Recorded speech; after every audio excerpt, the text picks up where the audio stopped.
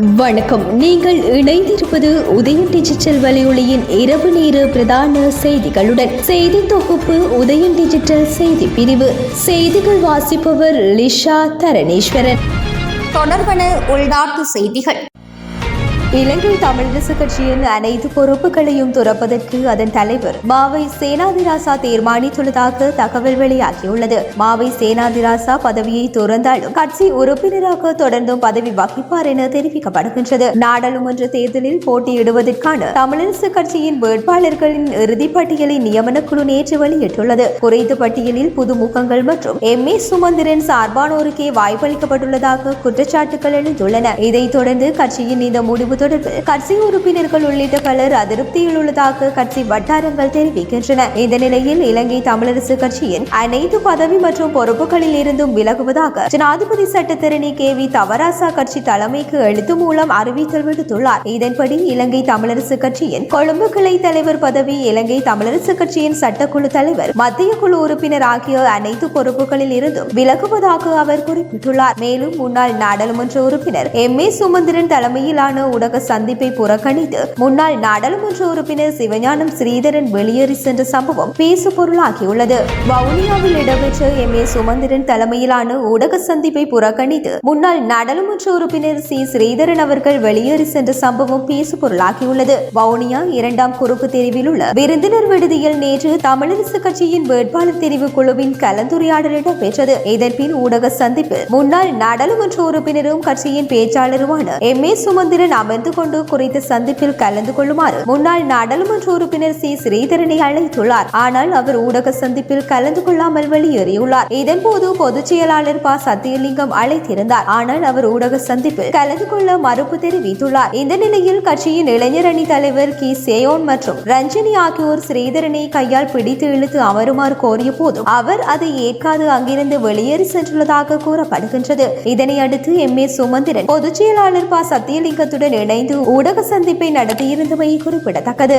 நாட்டில் நேற்று நள்ளிரவு முதல் பெய்து வரும் கடும் மழை காரணமாக நீர்கொழும்பு நகரில் சில பிரதேசங்கள் வெள்ளத்தில் மூழ்கியுள்ளன. கட்டுவை பிரதேசத்தில் புவக்வத் பகுதியில் சிறிய பாலத்தின் மேலாக வெள்ள நீர் பாய்வதன் காரணமாக பிரதேசத்தின் சில வீடுகள் நீரில் மூழ்கியுள்ளன. இதன் காரணமாக அந்த பகுதியில் வாழும் மக்கள் உறவினர் நண்பர்களுடைய வீடுகளுக்கு சென்றுள்ளனர். பெரியமுள்ளி பிரதேசத்தில் தெனியாயவத், ரப்பர்வத், கோமஸ்வத்தை உட்பட பல தாழ்நில பிரதேசங்கள் வெள்ளத்தில் மூழ்கியுள்ளன. இதன் காரணமாக அப்பகுதியில் வாழும் மக்கள் பாதிக்கப்பட்டுள்ளனர். சில இடங்களில் வெள்ள நீர் வீடுகளுக்குள் புகுந்துள்ளதாக தெரிவிக்கப்பட்டுள்ளது. இதேவேளை அயன மண்டலங்களுக்கு இடையிலான நாட்டின் வானிலையில் பாதிப்பை ஏற்படுத்தியுள்ளதாக வளிமண்டலவியல் திணைக்களம் தெரிவித்துள்ளது. இதன்படி நாட்டின் பெரும்பாலான பிரதேசங்களில் பிற்பகலில் அல்லது இரவில் மழையோ அல்லது இடியுடன் கூடிய மழையோ பெய்யக்கூடிய சாத்தியம் காணப்படுகின்றது. சில இடங்களில் 100 மில்லி மீட்டருக்கும் அதிகளவான பலத்த மழை வீழ்ச்சி எதிர்பார்க்கப்படுகின்றது. மேல் சப்ரகமுவ மற்றும் வடமேல் மாகாணங்களிலும் காலி, மாத்தறை, மன்னார் மற்றும் முல்லைத்தீவு மாவட்டங்களிலும் காலை வேளையிலும் மழை பெய்யக்கூடும் என வளிமண்டலவியல் திணைக்களம் அறிவித்துள்ளது.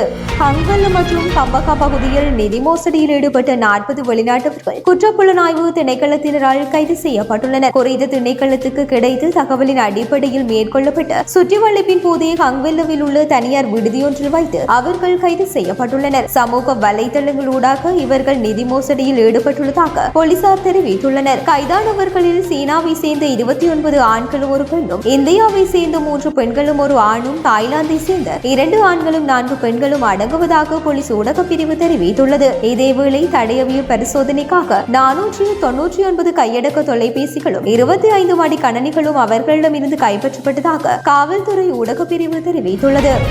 பாலஸ்தீன காசா மீது இஸ்ரேல் தாக்குதல் ஆரம்பித்து இன்றுடன் ஓராண்டு நிறைவடைகின்றது. இதனையொட்டி பாலஸ்தீன மக்கள் மீதான தாக்குதலை நிறுத்த கோரி மட்டக்களப்பு நகரில் பெண்களினால் அமைதி பேரணி ஒன்று இன்றைய தினம் முன்னெடுக்கப்பட்டது. மட்டக்களப்பு லேடி மினிங் டிரைவ் அந்தோனியா தேவாலயத்திற்கு முன்னால் ஆரம்பமான குறித்த பேரணி பார்வீதி திருமலை வீதியூடாக சென்று மட்டக்களப்பு மகாத்மா காந்தி பூங்காவை அடைந்தது. சமூக செயற்பாட்டாளர்களான தட்சணாமூர்த்தி, சாரதா தேவி, அனீசா பிர்தெலஸ் உட்பட பலரும் இதில் கலந்து கொண்டதுடன் பலத்த போலீஸ் பாதுகாப்பு ஏற்பாடுகளும் செய்யப்பட்டிருந்தமை குறிப்பிடத்தக்கது.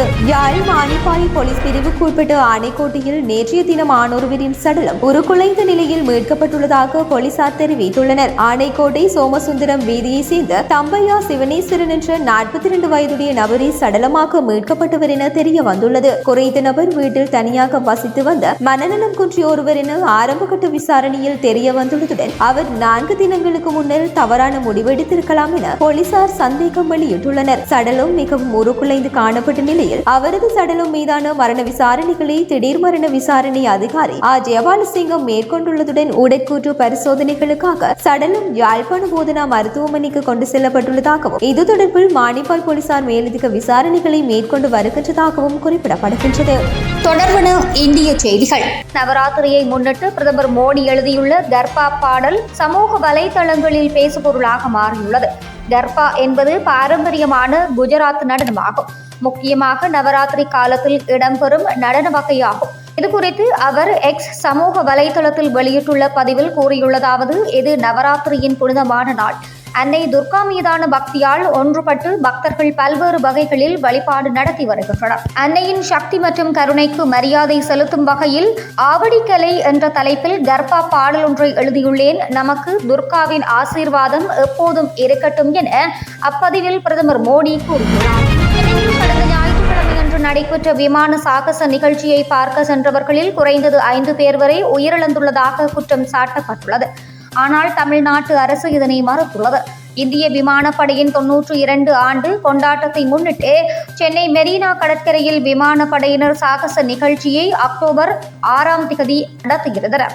சுமார் 2 மணி நேரம் நடைபெற்ற இந்த நிகழ்ச்சியை பார்வையிட லட்சக்கணக்கானவர்கள் ஒரே நேரத்தில் சென்னை மெரினா கடற்கரையில் திரண்டனர். இந்த நிகழ்ச்சி பிற்பகல் 1 மணிக்கு முடிவிற்கு வந்தபோது கடற்கரையில் குவிந்திருந்த மக்கள் ஒரே நேரத்தில் வெளியேற முயன்றமையினால் அப்பகுதி சாலைகள் அனைத்திலும் போக்குவரத்து நெரிசல் ஏற்பட்டது. மெரினாவை ஒட்டியுள்ள காமராஜர் சாலைக்கு இணையாக செல்லும் அண்ணா சாலையிலும் போக்குவரத்து நெரிசல் ஏற்பட்டது. இந்த நெரிசலில் சிக்கியும் வெயிலில் நீண்ட நேரம் நின்றதால் ஏற்பட்ட நீரிழப்பினாலும் சுமார் 200 பேர் வரை மயக்கம் அடைந்ததாகவும் 90க்கும் மேற்பட்டோர் அரசு மருத்துவமனைகளில் சேர்க்கப்பட்டதில் 5 பேர் உயிரிழந்துள்ளதாக ஊடகங்கள் செய்தி வெளியிட்டுள்ளன. தொடர்பான உலக செய்திகள்.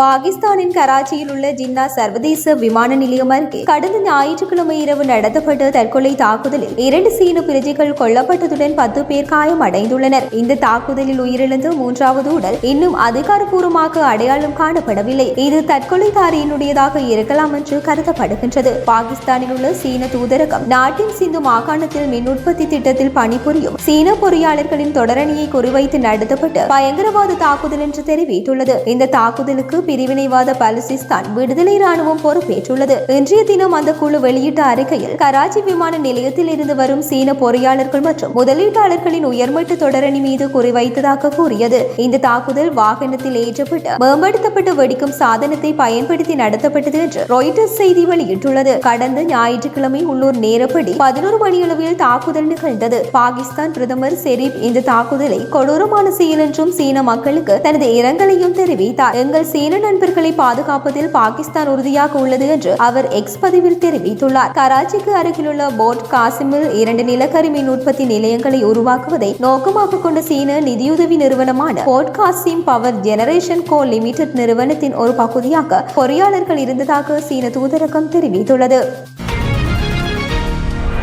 லெபனான் தலைநகர் மீது கடுமையான தாக்குதலை நடத்தி வரும் இஸ்ரேல் பொதுமக்களை மொத்தமாக வெளியேற உத்தரவிட்டுள்ளதாக சர்வதேச ஊடகங்கள் செய்தி வெளியிட்டுள்ளன. இதனிடையே லெபனானின் தலைநகர் பெய்ரூட் மீது இஸ்ரேல் நேற்று முன்தினமும் தாக்குதலை நடத்தியுள்ளது. இந்த தாக்குதலில் 23 பேர் கொல்லப்பட்டுள்ள நிலையில் 100 பேர் காயமடைந்துள்ளதாக லெபனான் அதிகாரிகள் தெரிவித்துள்ளனர். இந்த நிலையில் லெபனான் பாடசாலைகளின் கல்வி நடவடிக்கைகள் ஆரம்பிக்கப்படுவது மேலும் தாமதமடையும் என அந்த நாட்டு கல்வி அமைச்சு தெரிவித்துள்ளது. லெபனானில் நிலவும் பாதுகாப்பு அச்சுறுத்தல் காரணமாக இந்த தாமதம் ஏற்பட்டுள்ளதாகவும் பாடசாலைகள் எதிர்வரும் நவம்பர் மாதம் 4 ஆரம்பிக்கப்படலாம் எனவும் அறிவிக்கப்பட்டுள்ளது. எனினும் தனியார் பல்கலைக்கழகங்களின் கல்வி நடவடிக்கைகள் நிலைமைகளை கருத்தில் கொண்டு நாளை மீண்டும் ஆரம்பிக்கப்படலாம் எனவும் லெபனான் கல்வி அமைச்சு தெரிவித்துள்ளது. தொடர்பான விளையாட்டு செய்திகள். இலங்கை தேசிய கிரிக்கெட் அணியின் தலைமை பயிற்றுவிப்பாளராக இலங்கை கிரிக்கெட் அணியின் முன்னாள் தலைவர் சனத் ஜெயசூரிய நியமிக்கப்பட்டுள்ளதாக ஸ்ரீலங்கா கிரிக்கெட் நிறுவனம் இன்று உத்தியோகபூர்வமாக அறிவித்துள்ளது. இவர் அக்டோபர் 1 முதல் மார்ச் 31 2026 வரையிலான காலத்திற்குள் நியமிக்கப்பட்டுள்ளார். இதற்கு முன்னர் இந்தியா, இங்கிலாந்து மற்றும் நியூசிலாந்து ஆகிய அணிகளில் இடம்பெற்ற போட்டிகளில் இலங்கை அணியின் திறமைகளை கருத்தில் கொண்டு இலங்கை கிரிக்கெட் செயற்குழு இந்த தீர்மானத்தை எடுத்துள்ளதாக தெரிவிக்கப்படுகின்றது. அந்த போட்டிகளில் சனத் ஜெயசூரிய பதில் பயிற்சியாளராக செயற்பட்டிருந்தமையும் குறிப்பிடத்தக்கது. இத்துடன்